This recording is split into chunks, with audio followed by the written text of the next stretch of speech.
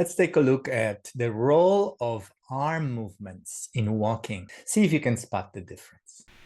So we have 5 screens and 5 different types of walking. Let's do it again. And I'm sorry about this animation for the text that is just taking a little bit of your attention. Can you see it in the swing of the arms, differences? Now maybe we'll take it in slow motion and then we'll look at each one individually.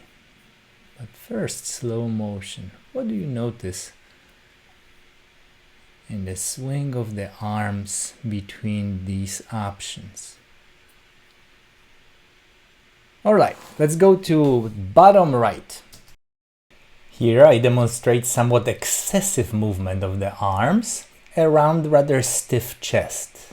Now in slow motion, take a look how big is the range of motion in the shoulder joint. The arm swings like pendulum, somewhat deliberate and forceful movement of the arms.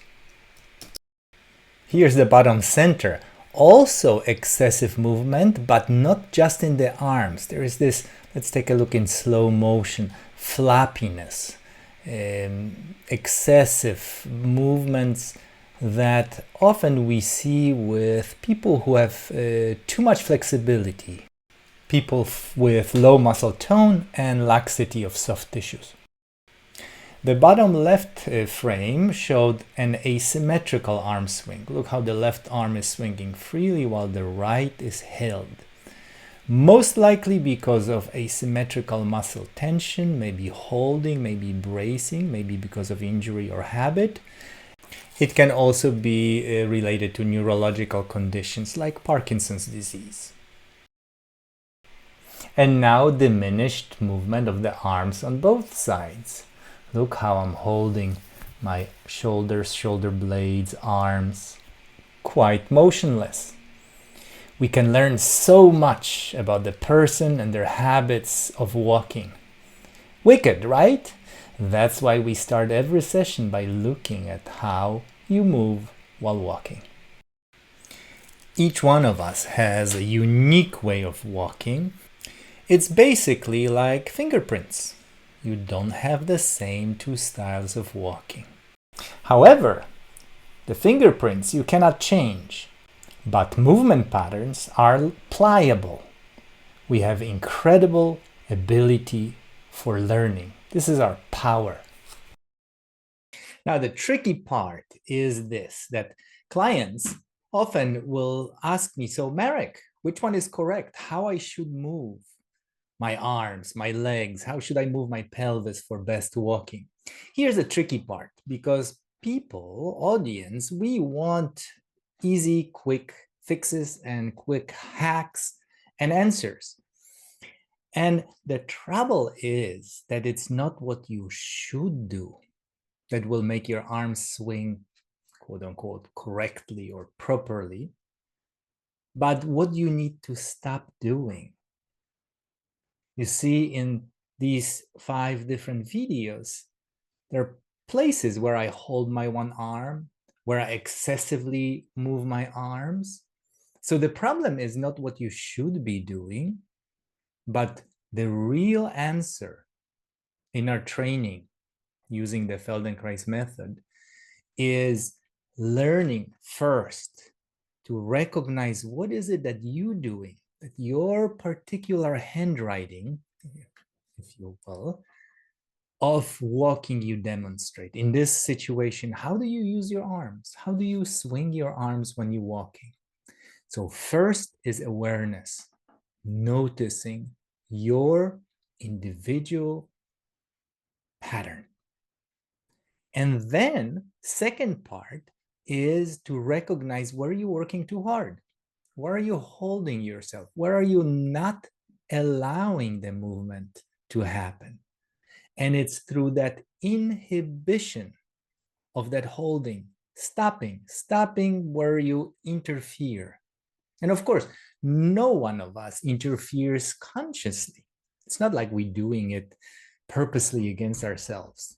So here's the tricky part, that the real improvement comes from you doing Feldenkrais lessons or different forms of training where your nervous system, and not the cognitive one, but actually lower centers of the nervous system, start to take over the control of movement patterns, and the movement flows organically, spontaneously.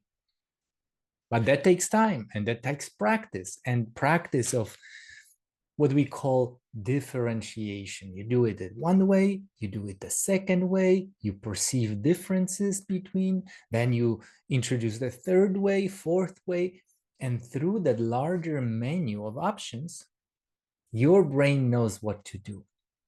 So I understand it doesn't sound sexy, it sounds kind of complex. You still didn't tell me how I should walk, but this is the most honest answer of how we work and how we make a difference at the transformational level. I hope to see you in our classes. It's an honor to serve you. People who are curious, who are interested in the process of bettering themselves, we cherish. Till the next time. Thank you very much.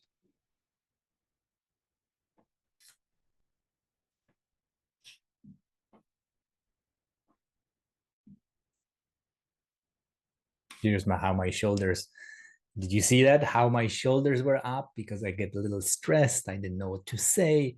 And it wasn't the cognitive mind. It was the connection of the feeling that I had with the process of doing what I was doing, holding myself, talking to you, and my shoulders went up.